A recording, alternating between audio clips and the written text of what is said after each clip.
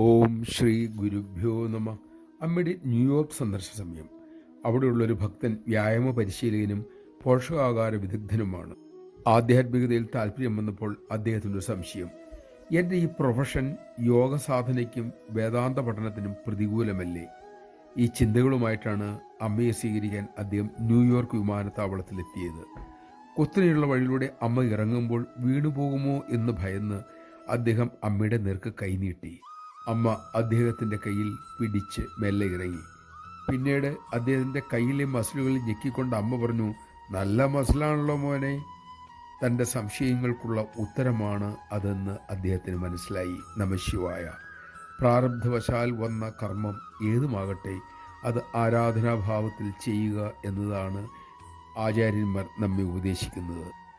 ഏതു കർമ്മമാണെങ്കിലും നമ്മുടെ മനോഭാവമാണ് പ്രധാനം.